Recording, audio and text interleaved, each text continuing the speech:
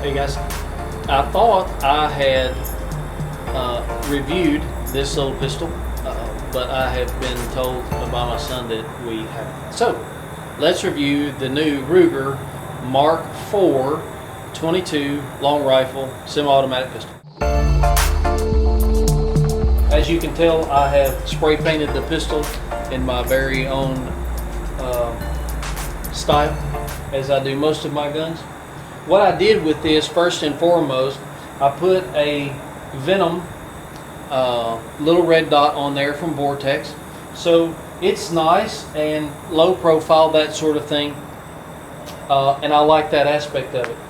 I also put the little, what I call the D-ring here on the back to help with charging the gun. It doesn't add any weight to it, it doesn't interfere with anything, so why not?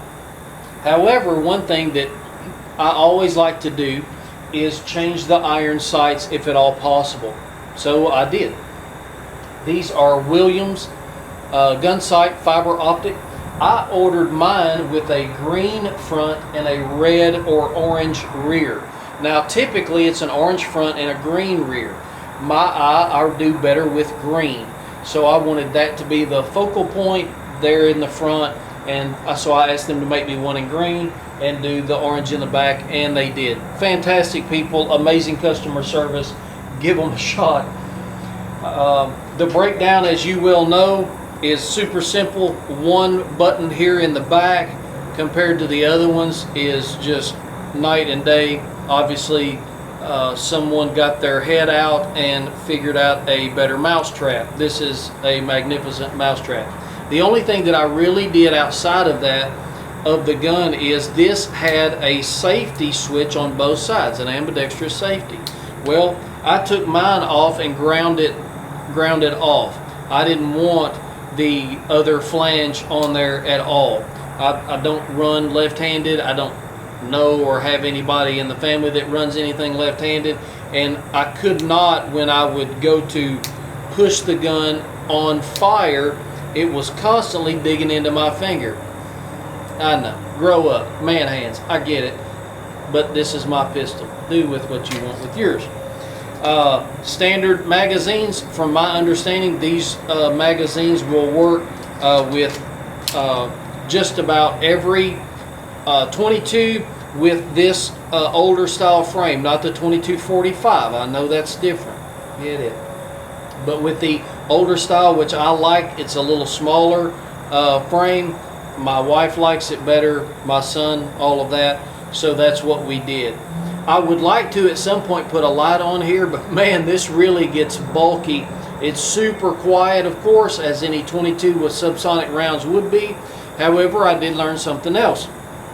So I started running, because my subsonic rounds were getting not really low, but lower than So my subsonic rounds were getting a little lower than I wanted. And I thought, let's just shoot some high velocity, 1,200 feet per second. I can find those, no big deal.